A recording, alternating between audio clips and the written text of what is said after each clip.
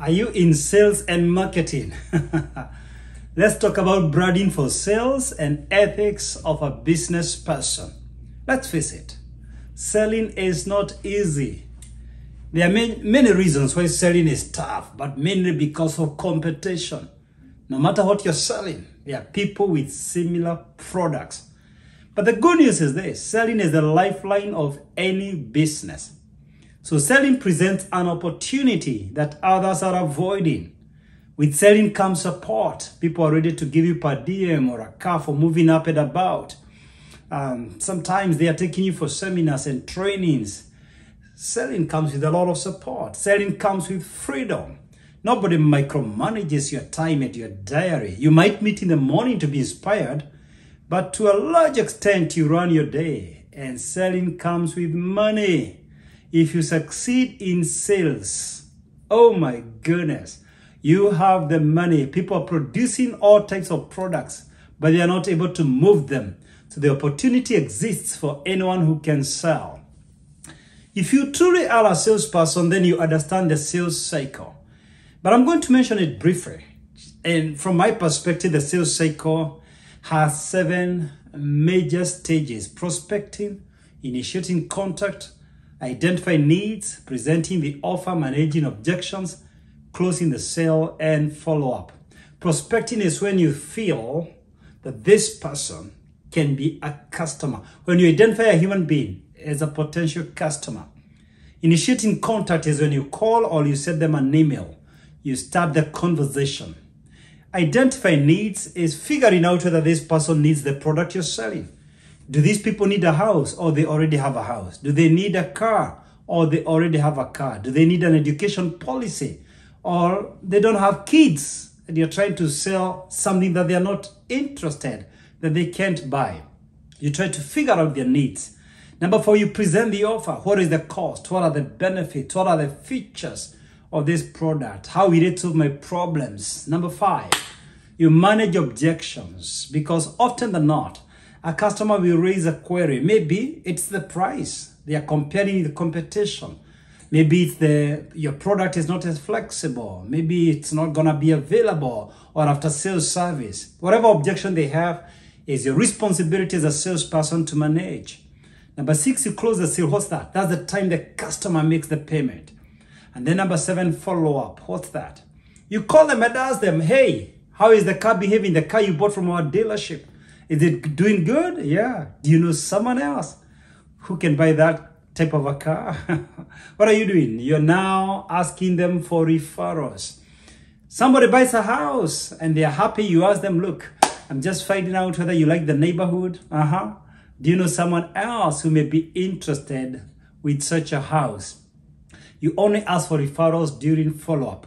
Now, the reason I mentioned the sales cycle is just to say this. What I'm going to share with you today touches every aspect of the sales cycle. Everything I'm going to share with you today, I have 5 things I want to share with you, and they touch every single stage of the sales cycle. So I want us to focus on 5 things. Number 1, first appearance. Number 2, business etiquette. Number 3, business mastery. Number 4, branding and sales tools. And number 5, ethics of a business person. Let's talk about the first one, the first appearance. You see, people buy you before they buy your product. Yes, you heard me right. Before anyone can buy, say, an insurance policy from you, they have to be convinced you have one. You have an education policy similar to the one you're selling to me. Before you sell me a Volvo, do you look like you can drive a Volvo? Before you sell me land, do you look like you're the owner of that land? People first buy you before they listen to your story. They have to be convinced why they need to listen to you. And you only make a first appearance once. You have only one chance to make a first appearance. First appearances don't happen twice. So you've got to put your best foot forward. People judge you mostly with the first appearance. So my suggestion to you, play the role. For example, you are trying to convince people to come to your gym. Do you look like you hit the gym? If I want you to help me in my fitness goals, do you look fit? You've got to play the role. I must see you like you're trying to help me because you have already reached there. You want to help me get where you are. You see, the moment in selling you look like you're helping, then you're in business. The moment it's obvious you're selling, you've lost it. So if you're going to be a good gym instructor and you're trying to convince people to come to your gym, you've got to look like you're trying to help them solve their problem. You're trying to help them, manage their weight. Maybe they're overweight and they need to cut down on weight. Or maybe you want them to have a more sexy shape, a better looking shape. You want them to look good like you're looking. So you must look it before you can sell it. So first appearance, what are we talking about here? Number one is your dress code. And I suggest to you when you're making sales, dress conservatively. Avoid the flowery colors. Trust me, 2 colors are enough. Like navy blue and white or black and white. Don't go with too many colors when you're selling because you don't want to distract people with your dress code. You want to be looking good, but you're not distracting the sales process. For ladies, if you can wear heels and carry a nice leather bag, the better for you. Again, for women, take care of your hair, take care of your nails, take care of your lips, take care of your facials. Look the role.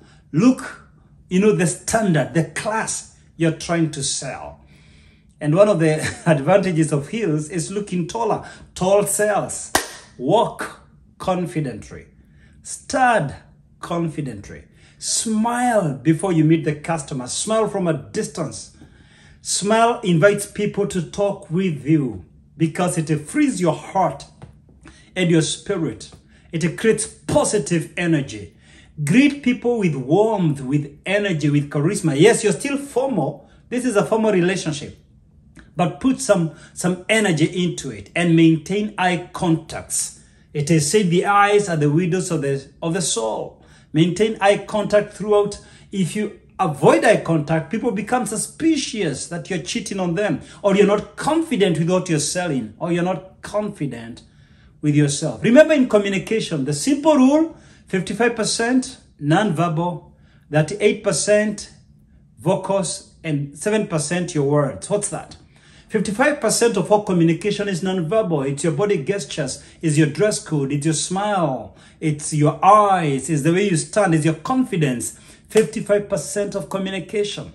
38% is the how you speak, the tone, the calmness, the composure, the language, how articulate you are, how convincing, how charismatic, how charming, your movements, your body gestures. 38%. 7% are the actual words you choose and you select. So everything you're doing, you are communicating and you're being judged as a salesperson. So don't focus on yourself. Focus on the customer. When you talk to people about themselves, they get excited. So don't talk about yourself. No. Talk about him. Talk about her. But be moderate in your compliments. My advice is this. Don't compliment someone on the first appearance on how they look. I have done it before. I have blundered.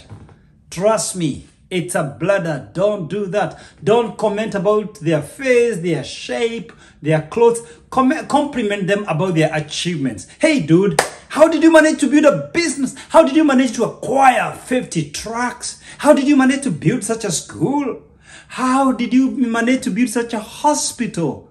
Compliment them on their achievements. That's a safe space. Complimenting them about how beautiful they are or their shape, their backs, my goodness, that's a very sensitive area. Avoid it like plague. And thirdly, prepare for every meeting like a first impression. Yes, first impressions matter. But trust me, prepare for every subsequent meeting as though it is the first meeting. That's how you stay ahead in the game. My second objective today is business etiquette. And by business etiquette, I want us just to think about 3 things. Business meetings, being present in the meetings, and the behavior of the salesperson. By business meetings, what do I mean? Keep time. Be 10% to time at the reception. Never ever give an excuse for your lateness. You've lost the sale when you have to explain why you are late. Sit properly. Don't crisscross your legs in a sales meeting, especially a first appearance. It sends a message you are bossy. You know, have your 2 feet on the ground. That shows you respect the person you're talking to. And for ladies, when you start crisscrossing your legs, you take a risk, especially if you're dressed in a skirt. Your customer might mistake your motives. And thirdly, about meetings, switch off your phones or keep them on silent mode. Never ever give an excuse why your phone rang in a meeting. When I'm saying be present, which is the second thing about etiquette, being present in the meeting, ensure you don't have distractions from home. You're not thinking about your baby. You're not thinking about your ex. You're not thinking about your partner. If something is distracting you, you've lost your loved one or something is happening at home, don't go for the sales meeting. When you go for the sales meeting, be present in the meeting. Listen actively. You see, telling is not selling. Selling is listening. Number 2, asking questions. You sell by listening and asking questions. For example, do you have school-going children? If I'm selling a school, the first thing I should find out is whether they have school-going children. How old are your kids? You're just asking questions. Do they like maths? Maybe the career path that you're offering is in your school. Do they love technology? Do they love playing with games? If I'm selling education policy and I'm an insurance salesman, I might want to know, do you have kids going to school? Have you ever thought about an education plan for your kids? Do you have one? Ask questions. When you keep talking, you lose the sale. Listen, ask questions, and respect competitors. What is respecting competitors? Let's assume you're a salesman for a bank, a sales girl for a bank, and your bank is Bank X, but your customer banks with Bank Y. Don't say anything negative about Bank Y. When you say something negative about Bank Y, for example, they don't process loans without collateral, whether it's true or not, the moment you name that Bank Y, you're not criticizing that bank. You're criticizing your customers' choices. You're telling them they're dumb. You've lost them. So yes, you can comment something about competition without mentioning the actual names. For example, you can say in our bank, we are offering mortgage at 4%. Competition is offering at 7%. In our school, we are charging, or in our college, say we teach IT, we are charging $10,000, but it's for the 3 years. Our competitors are charging you $5,000, but guess what? It's just a semester. So you can talk about competition in general, but don't mention a specific competitor. Respect competition.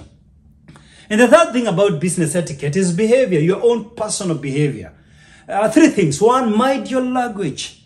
Never ever use vulgar words. There is no excuse for the cussing words. Mind your language, mind your tone, mind your speed. Number 2, be composed even if the customer says no. It's not a personal objection. It's a business objection. Be composed whether they buy or not. Who knows? They might call you 3 months later. I have seen this a lot in sales and marketing. I have trained a lot of sales and marketing people all over the world. And every entrepreneur is a salesman and a saleswoman. You see what?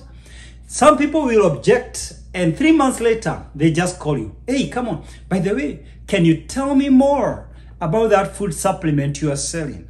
Can you tell me more about that hybrid car? Can you tell me more about that insurance? Can you tell me more about your oil and gas company? So always be composed, leave them happy. And lastly, table manners. If your customer offers you a glass of water or a cup of coffee or lunch or dinner, please make sure you observe table manners. Don't overfill your cup of coffee. Don't overfill your plate for lunch. Serve very little food. Go fill your stomach at home. Eat moderately. Don't talk when the food is in the mouth. You are being judged. Your standard, your class is being judged even during mealtime. And don't get drunk with customers. Go drink at home if you do drink. Don't do it. Don't party with them. They are judging everything you're doing.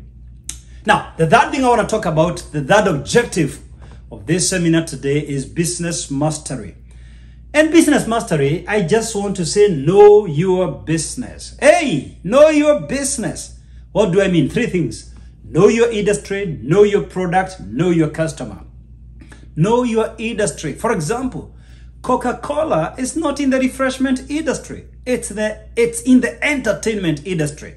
That's why you find they packaged it for soccer, Sprite for basketball. If you look at the guys who brew beer, they understand it's not refreshment. Beer is not refreshment. It is entertainment. That's why they sell it in pubs and nightclubs.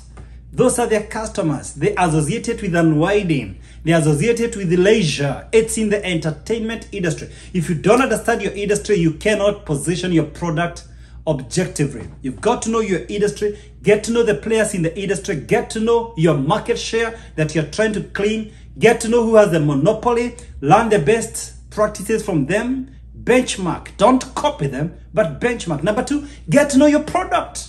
What are the features? If I'm selling this banking product, do I really understand it as a salesperson? What is the repayment plan? Get to know the product you're driving to these people. What are the benefits? What are the features? What problem is it solving? And then get to know your customer. Get to know your customer's demographics, the age, the gender. There are some clothes that appeal to women only. There are some products that appeal to women only. There are products that appeal to the young people only. There are products that appeal to a certain class of people, medical doctors only. Nobody else buys it. There are things that only engineers buy. Their staff, only scholars buy. Get to know your customer, including their buying power, their purchasing power, and where they are located. Get to know your customers' tastes and preferences and choices, and prepare for the meeting. I will emphasize that. Even though you seem to understand your business, before you go for the meeting, run through your mind again about your industry, your product, your customer. That's what I'm saying. Prepare for the meeting. The fourth objective of this seminar, branding and sales tools. Now, of course, there's a very thin line between branding and sales. But the truth is, branding precedes sales. That's why when I was thinking through this, I borrowed a concept from the set theory. Because there are some items, there are some tools, branding tools, that are also for sales. And there are some sales tools that are also for branding. Strictly speaking, branding is positioning yourself. Sales is where the selling is taking place, where the customer is making the payment. So we actually move from branding to sales, from branding to sales. But there is an intersection. Some tools that are branding tools will be sales tools. Branding tools, I'm talking about prepare your business cards, your name cards, your flyers, your brochure. Sometimes we brand the wall of the building, or billboards are branding tools. And you're talking of signposts, those are branding tools. Your website is a branding tool. Even the colors, the images. Your social media is a branding tool. It positions you in the market. Sales tools, I'm talking about emails, mails, phone calls, and video calls. Whenever you write an email, please edit your work, proofread. There is simply no error for typos for a salesman. You've got to proofread before you click that set button, and keep the email extremely brief. Extremely brief. If you're writing the ordinary mails, make sure the exciting ordinary mails need to be a bit colored. And if you're doing a phone call, ask for the permission to talk with that person. Even if they had given you a phone appointment, ask them, is this a good time to talk? If you're making a video call, number one, make sure you get their consent. Do they really want a video call? And if the answer is yes, dress up for the meeting. Any video call, behave as though you're doing an in-person meeting. Dress up for the meeting, make sure the lights are good, the sounds are good, because sometimes on video call, you can make a very huge sale. Now, the fifth objective of this forum today is ethics of a business person. And there are many, many ethics for a business person. I want to talk about 5 of them. I'll highlight 5 and we call it a day. Ethics of a business person. Number 1, remain professional. What's that? 3 things. 1, no personal dates. They're only business dates. Once it becomes a personal date, you lose the customer. You may gain a friend, but you may lose the customer. So if, for example, you speak to this gentleman or lady and they invite you for dinner tonight, go with a colleague from your place of work so that that date remains completely business, and you send a strong message to this guy. This is a business date. So that you don't embarrass them, let them know, well, I'm good in sales, but I decided to come with my colleague who is knowledgeable with products. Product knowledge, it's not my domain. That way they respect you, they don't feel embarrassed that you brought someone else into the date they invited you. Secondly, avoid thorny subjects. Avoid subjects that are divisive.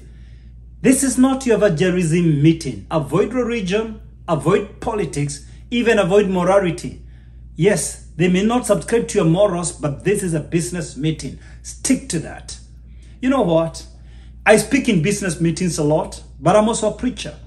But when I'm speaking in business meetings like this, not once have you heard me quoting the Bible. Not once have you heard me pushing anything about my faith. I stick completely to the professional line.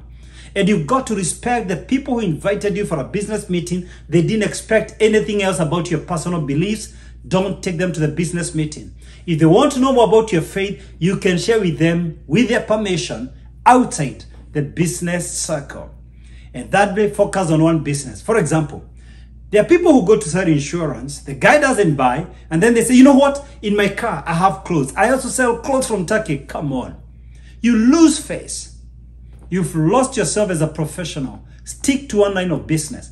Be known as a master of this line of business. Number 2, keep your promises. Call for delays.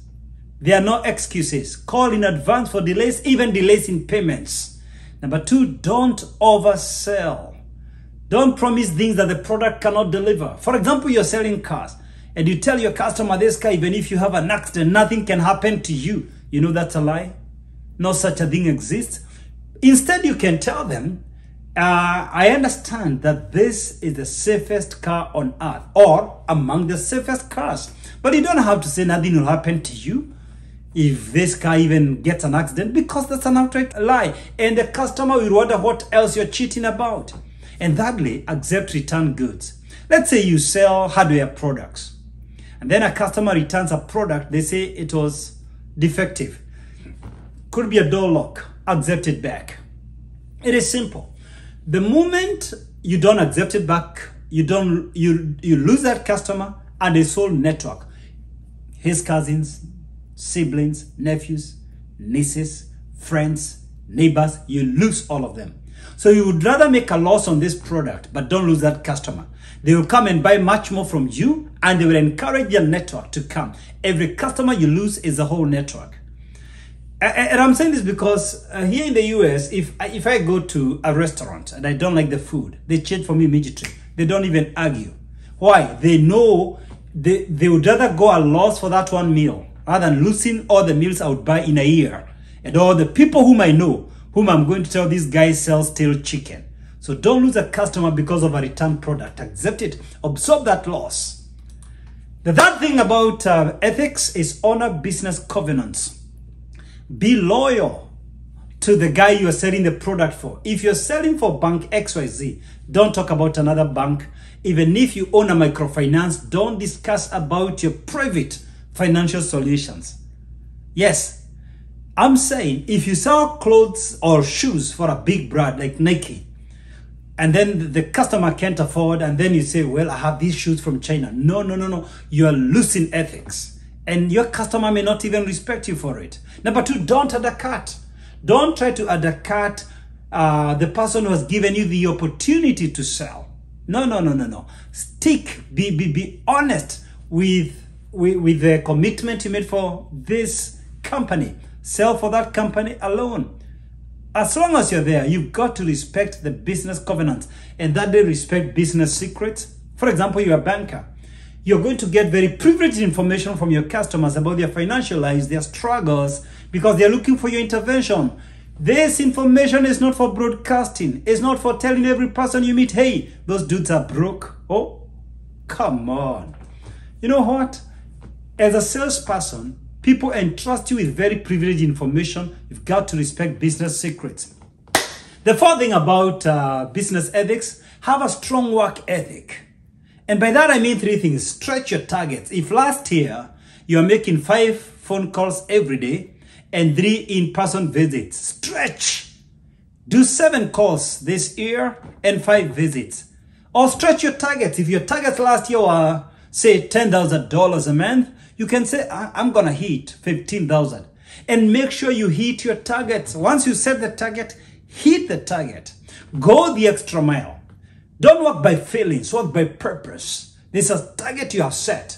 Don't go to bed before you hit it. The easiest way to hit your annual targets is to ensure you hit your daily targets. Never, never, never, never go to sleep before you hit the targets for today. Don't build a backlog tomorrow. So stretch your targets, hit your targets, and go the extra mile. You're defined by your commitments. The fifth work ethic, and my last point today, is observe your downtime values.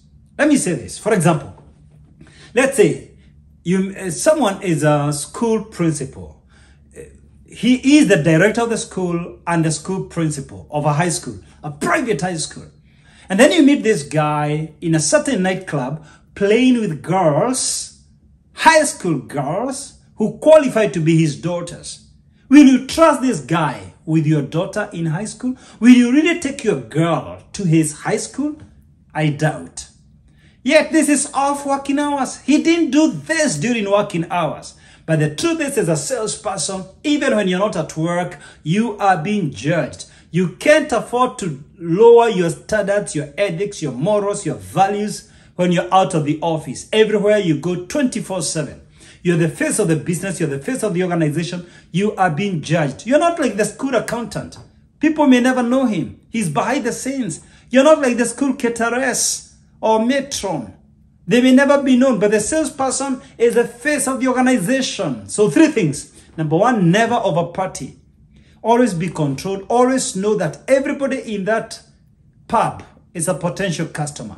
Number 2, observe social media professionalism. Don't post funny pictures on your social media, nude pictures, even pictures of funny things. Don't.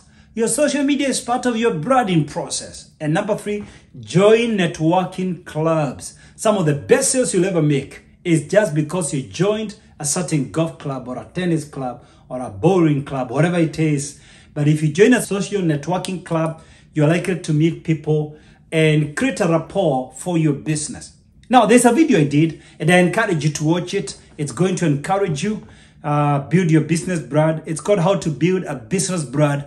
It's available in my YouTube channel. Just check it out. Give me a comment about what I taught you today. If you learned something in this video, please give me a comment. If you have a question, post it. I'm going to answer you. You can post your question as a comment, and I will take time to answer your question. And remember to subscribe to my YouTube channel to get notified when I upload new videos. I upload new videos every week. You don't want to miss out on my latest videos. I wish you the very best in your sales and marketing career. Cheers!